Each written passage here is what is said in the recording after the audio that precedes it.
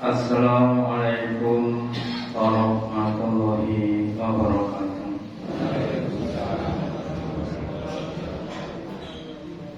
Alhamdulillah, alhamdulillahilladzi at'amana bi ni'matil iman wal islam.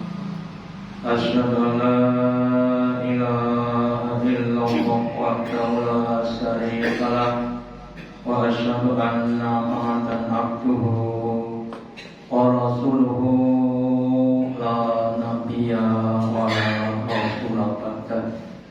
Allahumma shalli ala Muhammad wa ala ali Muhammad kama shallaita ala ali Ibrahim innaka Hamidum Majid wa barik ala Muhammad wa ala ali Muhammad kama barakta ala ali Ibrahim innaka Hamidum Majid. Qala Allahu ta'ala fi kitabihil karim, a'udzu billahi minasy syaithanir rajim. Ya ayyuhalladzina amanu ittaqullaha haqqa tuqatih wa la tamutunna illa wa antum muslimun. Bapak Ibu hadirin yang dirahmati Allah, yang pertama dan utama, marilah kita selalu meningkatkan kesyukuran kita, keimanan dan ketakwaan kita kepada Allah Ta'ala, dan yang telah memberikan kepada kita kenikmatan-kenikmatan yang banyak. Sebagian kenikmatan yang dilakukan adalah kenikmatan yang berupa keislaman, keimanan dan ketakwaan dumateng Allah. Nikmat-nikmat yang tidak diberikan kepada setiap orang, nikmat-nikmat yang hanya diberikan kepada orang yang dicintai Allah, orang yang dipilih Allah. Sehingga mari kita mensyukuri nikmat iman dengan cara beramal soleh. Karena Nabi bersabda, al-imanu yazidu wa yanqusu. Iman yang ada dalam hati kita ini bisa bertambah dan juga bisa berkurang. Yazidu bisolihati, iman kita akan bertambah dengan adanya amal soleh. Semakin banyak kita beramal soleh, apakah itu puasa atau sholat atau yang lainnya, maka iman kita akan bertambah. Wayang usul bil maksiati, dan iman kita akan berkurang kalau kita maksiat, kalau kita meninggalkan perintahnya Allah dan mengerjakan larangan Allah. Kemudian dalam kesempatan pagi ini Bapak Ibu, saya akan menyampaikan kisahnya Utam Baratan, itu Qabil dan Habil. Sebagian dari isi Al-Quran adalah kisah atau cerita tentang umat-umat yang sudah lewat. Untuk apa? Untuk bisa kita mengambil pelajaran. Mana yang baik mari kita tiru, mana yang mari kita tinggalkan. Kisahnya Qabil dan Habil diterangkan di dalam Al-Quran, yaitu surat Al-Maidah, surat yang kelima ayat 27 sampai 31. Di dalam ayat tersebut Allah berfirman, Wadlu alaihim, dan jelaskanlah Rasulullah alaihim, atas mereka para manusia, tentang apa? Nabaat naik agama, yaitu beritanya dua anak Adam bil haqi, dengan benar. Ilqoroba, ketika keduanya berkorban. Padahal bila min akatima, maka korban itu ada yang diterima dari satu keduanya, oleh takabal minal akhir, dan yang tidak diterima. Jadi nanti Bapak Ibu, kisahnya Qabil dan Habil ini karena yang pertama Adam dan Hawa itu diberi anak kurang lebih 20 orang. Ya. Setiap lahir akan lahir 2 anak atau orang Jawa mengatakan namanya dampit, laki-laki dan perempuan. Nah, karena pada saat itu belum ada orang lain sehingga cuma keluarga Adam, maka nikahnya bukan dengan orang lain, tapi ya sesama anak sendiri. Ya. Karena itu tidak boleh nama sudah banyak keluarga. Ya. Nah, untuk itu maka Adam membuat suatu peraturan, yaitu yang dinikahkan adalah dengan saudara silangnya, bukan saudara kembarannya. Sementara si Qabil itu saudara kembarnya adalah namanya Ikrimah yang orangnya cantik. Sementara adiknya namanya si Habil itu kembar adalah si Labuda yang kurang cantik. Nah, maka kemudian kita buat peraturan Qabil itu dinikahkan dengan Labuda yang kurang cantik. Sementara Habil dinikahkan dengan Ikrimah yang lebih cantik. Ya. Nah, kemudian Qabil nggak terima. Kalau saudara saya itu cantik kok mendapat tidak cantik, kemudian tidak terima. Kemudian dia protes kepada bapaknya yaitu Adam alaihissalam. Makanya kemudian nanti untuk menguji keduanya si Qabil dan si Habil, maka Adam memerintahkan kepada keduanya untuk berkorban. Jadi yang pertama, masalah yang timbul itu adalah masalah pernikahan. Orang menikah itu ada banyak hal atau banyak masalah.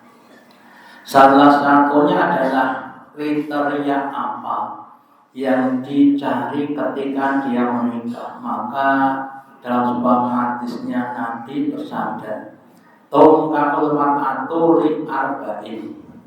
Dinikahi perempuan itu karena 4 perkara. Yang pertama, limaliha, ya, karena hartanya. Perempuan yang kaya harta itu kadang dicari oleh seorang pria.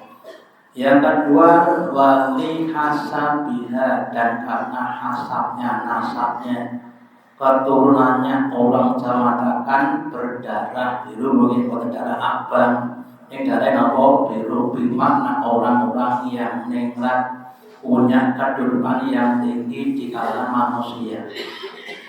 Wajah melihat, dan yang ketiga karena apa? Kecantikannya, bagaikan bidadari dan sebagainya. Wa lidiniha, dan karena agamanya.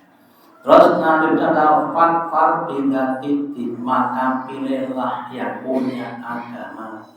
Kenapa? Karena kalau kamu tidak pilih agama, kalimat yang ada, kamu akan berdebutan, makna kamu akan kesusahan. Jadi kalau dalam kita mencari istri atau suami, maka kriteria yang paling ditekan adalah agamanya. Kalau orang itu karena hartanya, seandainya mungkin ada wanita yang kaya, kemudian dia nikah dengan pria yang miskin, kira-kira, ya, kalau nggak ada agamanya, kira-kira akan jadi apa suaminya? Ya. Ada seorang profesor, doktor, wanita, jadi dosen sudah terkenal, ya, terus nikah dengan sopirnya, ya, kira-kira sopirnya gimana? Ya, dikatakan istrinya nggak punya harga, ya. Kenapa? Karena istrinya lebih kaya. Beda dengan seandainya wanitanya kaya tapi beragama. Contohnya siapa? Contohnya Nabi dan Khadijah. Khadijah lebih kaya dibanding dengan Nabi Muhammad, tetapi punya agama, maka dia kemudian mau taat kepada suaminya. Yang kedua adalah rihasabiha, ya, dengan hasabnya merasa lebih tinggi derajatnya dibanding dengan yang lainnya, anaknya orang-orang yang terhormat, ya. Lah kalau orang itu mencari hasabnya, maka dimungkinkan si suami tadi akan merasa minder kalau diajak atau dengan keluarga besarnya. Contoh namanya ini terjadi, ada seorang bapak ibu punya anak 8. Ini baru pulau, bukan bodoh mau gitu. Dia anak polu kabeh jadi dokter, kecuali yang satu jadi insinyur, sama-sama ya. Kemudian yang mendapatkan suami-suami dari yang punya level yang sama. Nah, salah satu darinya itu mendapatkan level yang lebih rendah. Maka ketika diajak ketemu dengan keluarga, mereka malah minder. Terus kamu saja berangkat, saya nggak berangkat. Kenapa? Saya malu dengan saudara-saudara kamu. Itu adalah terjadi Bapak. Kemudian yang ketiga karena kecantikannya. Itu ada 2 Bapak Ibu. Yang pertama, kalau punya istri cantik, Pak, senang banget Pak, kira-kira. Sebenarnya ini kan biaya untuk mempertahankan kecantikan tidak murah. Ya. Ada orang di Solo, saya kasih cerita guru saya, biaya perawatan per bulan itu cuma 1.500.000. Lah nek sing lanang penghasilannya 3 juta. Nah, nek 1.500 dirusak itu yang pertama. Yang kedua, maaf saja, kadang-kadang yang mengabulkan membuat fitnah dengan yang lainnya. Makanya kemudian kalau kita pilih ketiganya tanpa agama, itu nanti akan membuat kita kesusahan. Tetapi kalau semuanya kita pilih dan ada agamanya, akan menjadi keberkahan. Maka ada yang memberikan satu gambaran. Yang pertama, wanita yang kaya itu bagaikan angka 0. Angka yang tidak ada nilainya. Hasab juga angka 0. Cantik juga angka 0, 1, 2, dan sama-sama tidak ada artinya. Sedangkan agama adalah hanya 1. Jadi kalau 1 terus ditambah 0 namanya 10, dia akan lebih baik. 1 ditambah 0 tambah lagi 0 lagi, berarti berapa? 100 tapi ini lagi.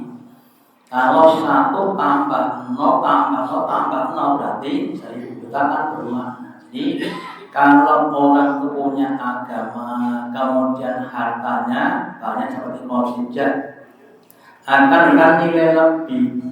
Apalagi kalau ditambah cantik, ditambah orang yang punya derajat. Makanya Bapak Ibu utamanya yang masih muda-muda, yang mau nikah, monggo pertimbangan agama itu harus lebih diutamakan. Termasuk juga yang bapak-bapak yang pokoknya sudah mulai mau nikah, monggo mencari menantu atau yang lainnya untuk ditetapkan, dipilih yang lebih tahu agamanya.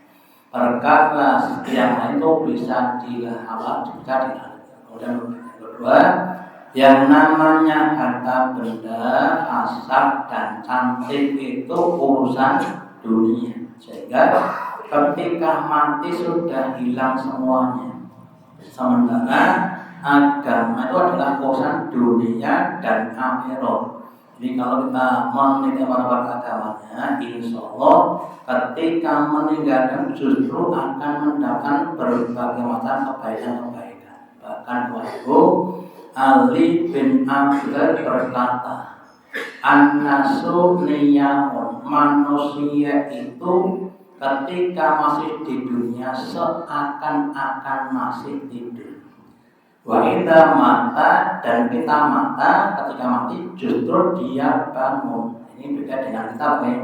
Kalau kita itu mengatakan bahwa kulit ya kulit, saya mati ya mati. Tapi hari itu ahli mengatakan justru ketika tidur kita itu masih mati. Kok bisa begitu?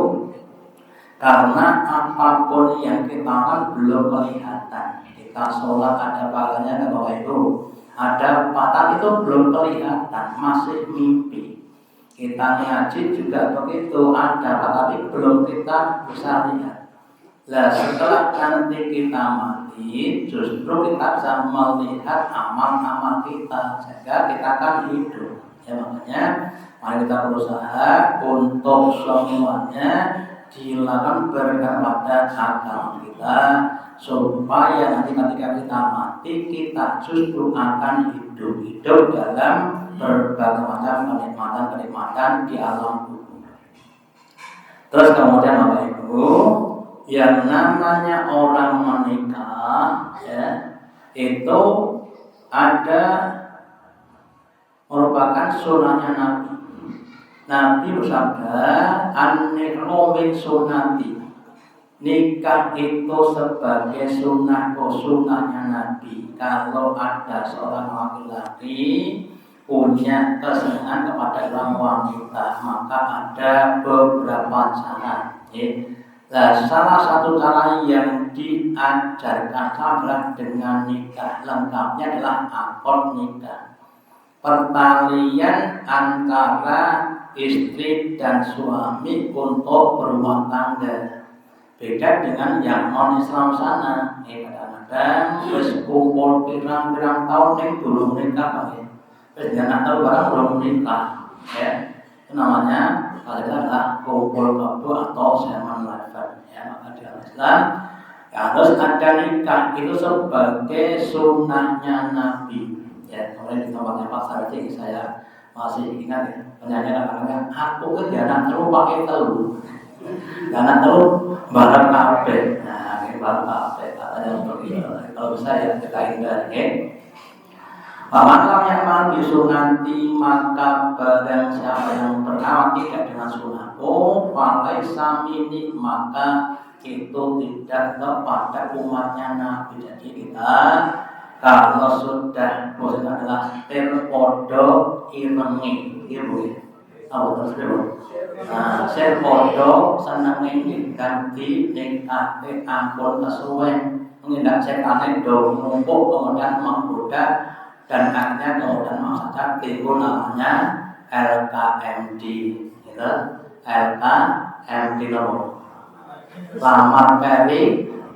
Nah, kita kalau bisa jangan begitu ya. Kita harus berusaha sesuai dengan kata kita adalah menikah dulu baru hamil, bukan hamil baru menikah ya. Kemudian fakal zawaju, maka beristilah kamu, carilah istri yang dapat menghasilkan hasil atau anak yang banyak. Bagi kafiron bikum umam, maka kalian nanti akan berbangga-bangga ya, senang di mana syukur kalau punya umat yang banyak. Tapi kalau kita bisa punya juga harus digulungkan sebagai kewajiban adalah mengelola, mendidik, membimbing ya, menyantuni kepada anak-anak kita supaya menjadi anak yang soleh dan solehah. Kemudian paman karena dawatu oleh fayakih, maka barang siapa yang sudah punya kemampuan, ya sudah kerja mapan punya penghasilan yang cukup, maka hendaklah segera menikah, jangan dipanjang-panjangkan. Pamannya itu siap, dan barang siapa yang belum mampu, usia sudah tidak tapi belum mampu secara ekonomis, maka hendaklah puasa. Jadi yang belum bisa nikah monggo hendaklah banyak puasa. Kenapa? Karena sholat lakui jalan nagas, sebenarnya puasa itu baginya sebagai wijak, sebagai tameng dari berbagai macam nafsu-nafsu yang ada. Jadi yang belum bisa nikah monggo harus banyak-banyak puasa daripada banyak berbuat dosa. Kemudian di dalam Islam orang nikah itu ada rukun dan syarat-syaratnya ya. Yang pertama terdapat calon mempelai dan perempuan. Ini harus ditakinkan, jangan sampai keliru ya. Beberapa waktu yang lalu ada orang nikah kemudian ya doanya itu laki-laki sama perempuan, setelah nikah kemudian cerai ya.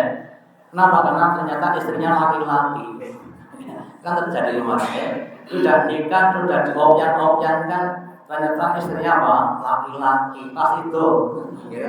Kemudian batal malih, karena harus ditakyinkan. Bahkan ketika mengkibah meminang dibolehkan untuk membuka pada wajahnya ben ora gelon nek wis dadi bojone ya. Terutama jangan sampai kita membeli kucing dalam karung ya. Ketoke apik ning ternyata nyuwun ngapunten ora patek apik dan kadang menjadikan kurang bahagia. Itu yang pertama. Yang kedua, ada wali dari calon mempelai perempuan. Jadi untuk wanita harus ada walinya yang adalah bapak kandungnya kalau ada. Kalau nggak ada maka paman bukan saudara laki-lakinya. Sedangkan yang laki tidak perlu adanya wali. Kemudian kalau perlu diadakan namanya saksi dua laki-laki kalau bisa. Satu dari pihak laki-laki, satu dari pihak perempuan. Lah apa malah saksi untuk menyaksikan pada zaman dulu bahwa itu belum ada namanya administrasi, belum ada buku nikah, ya. Maka perlu adanya saksi.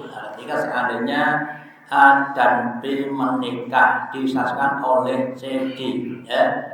Suatu saat ketika ada orang yang mempersoalkan itu kok sudah boleh ke si B, ya, kemudian Cici mengatakan itu sudah ada nikahnya, saya jadi walinya. Itu pada zaman dulu, ya.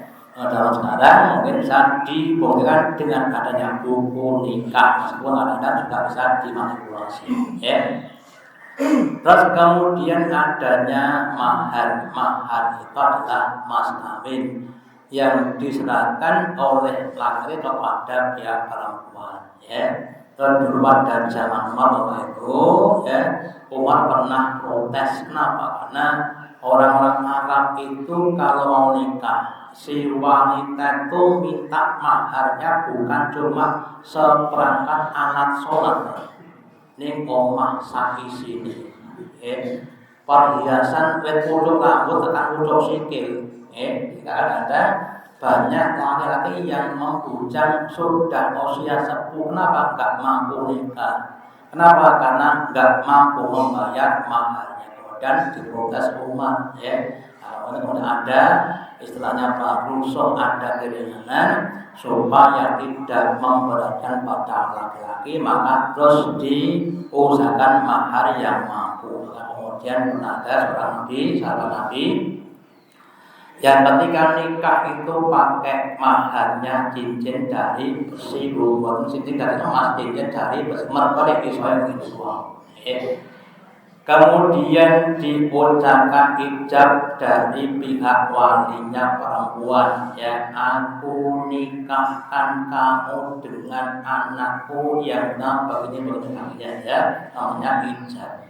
Terus kabulnya adalah diterima. Aku terima nikahnya putra bapak dengan siapa saya, dengan mahar yang tadi saya sebut sebenarnya kabul. Jadi ada ijab, ada kabul. Setelah itu kemudian sudah sah menjadi suami dan istri. Sudah ada ikatan antara suami dengan istri.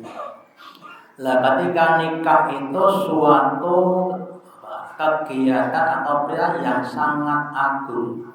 Kenapa? Karena ada penyerahan dari orang tua kepada suami atau pada menantunya. Maka setelah diserahkan oleh orang tua kepada menantunya tadi atau suaminya, maka tanggung jawab anak tadi pindah dari bapak kepada suaminya. Maka bapak itu suami harus bertanggung jawab kepada istri supaya bisa mendidik, membimbing darinya supaya bisa sama-sama masuk ke dalam surga.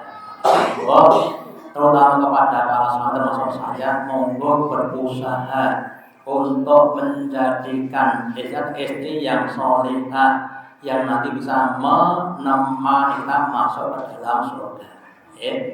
Terus kemudian yang berikutnya itu dalam surat Rum, surat yang ke-30 ayat 1, Allah berfirman, wa min ayatihi an khalaqakum min azwajin, dan sebagian dari tanda-tanda keagungan Allah bahwa Allah menciptakan dari diri kita itu adalah azwajin, itu jodoh-jodoh, suami dijodohkan dengan istri.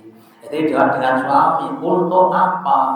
Litas kunu ilaiha, supaya timbul namanya rasa sakinah, rasa tenang, rasa tentram pada diri kita. Jadi seharusnya orang itu menikah kedahipun harusnya hatinya semakin tenang.